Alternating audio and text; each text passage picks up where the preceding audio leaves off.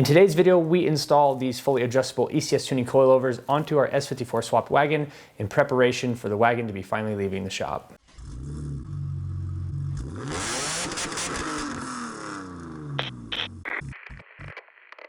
So our S54 build is finally coming to an end.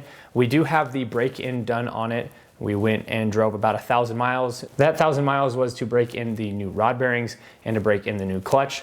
After we did some field testing, making sure that everything ran right, we did find a few things that are needing to be replaced on the car, but nothing too crazy. So we need to do the oil level sensor, and then the instrument cluster is not lighting up like it's supposed to, so I've got to go and dig into that. Cruise control is not working. So there's a few things that hopefully won't take us too much time, but the biggest thing that we found was that the suspension that we had moved over from the E46 M3 to our wagon here just isn't going to cut it. Now the suspension was perfectly fine on the M3, and when we finally go and start playing with that M3 shell again at some point, we'll probably throw this suspension back onto it just as a placeholder so that we can play around with it. But the suspension isn't adjustable, and we don't know how old it is, so I don't think it's based on the age or how worn out the suspension is, but we're really thinking it's just because the wagon is heavier in different places than the M3. And like I said, where it's not adjustable, we can't adjust the ride height. The wagon is sitting a little bit low. It looks absolutely fantastic. I think that this is probably the best that this wagon will look at this ride height here, but it's just a little bit too low for those wider tires in the back. We're still barely rubbing on the fender, especially the rear bumper. We're starting to rub on that a little bit. We got these coilovers here. These are going to be a fix to our problem. They have ride height adjustment, spring rate adjustment.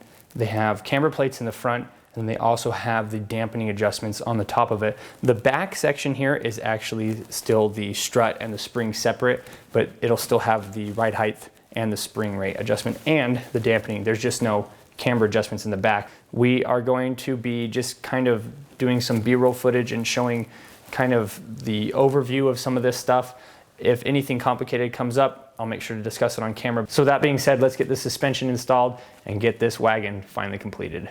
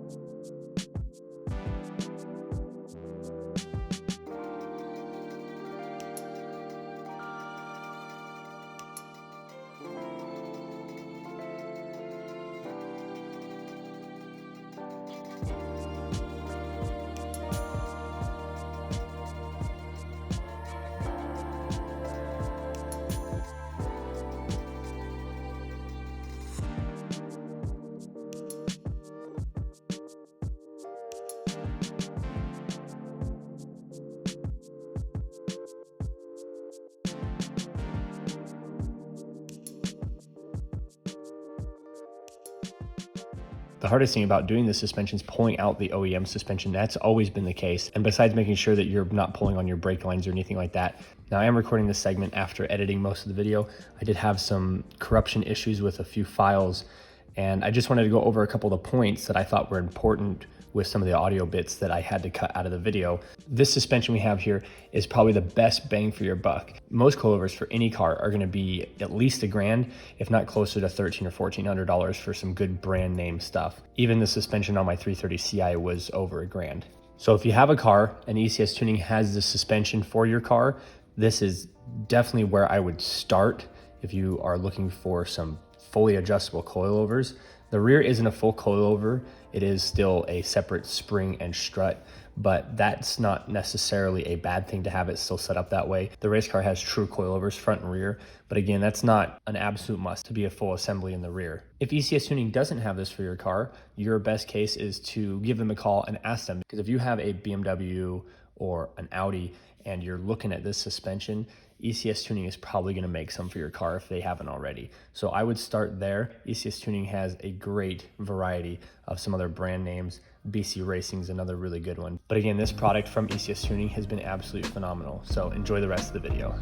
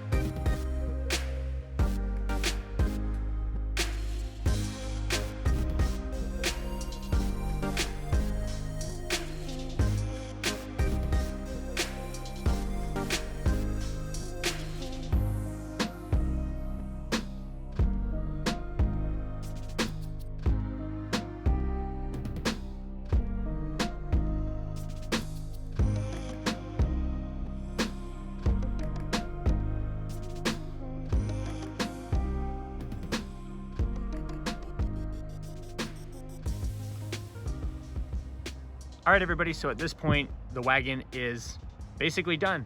Like I said, I've got a few more things we got to do. If you look, I've got to adjust the suspension a little bit more. It is a little bit low in the front with a little bit too much camber, and in the back, it's about right, but I have not played with the suspension really at all. We slapped it on there. We did a little bit of measurements to make it even on each side, but I have not tuned this. We drove about a half mile to get where we are right now, and it feels so much better, like completely different. And it should with a suspension kit like this. So all of the links to everything that we use today will be in the description below. But here it is, everybody. The wagon is now finally complete. The videos you'll see on my channel for this car from now on is going to be some talking. I've got some discussion videos we're going to be doing, talking about some final costs on the car, what it ended up being, talk about how you could do this for cheaper and what our project ended up being at the end and all of the extra goodies we put on it. For example, we put on headlights. If you're going to be building an S54 wagon, headlights is not necessarily part of the build. It's just something we decided to do. Stay tuned, loads more content, especially back here on the 330 Ci. There's going to be a bunch of stuff on that. And then we're going to be doing some reviews in the future. If you haven't already, make sure to follow us on Instagram, Tenza_Motorsports, where we do giveaways. We'll be doing a giveaway this summer. All you have to do to be part of that is be in our follow list. We'll be pulling a winner from that list. Thanks again so much for the support. If you have any comments or questions, leave them down in the comment section below. And as always, thanks for watching.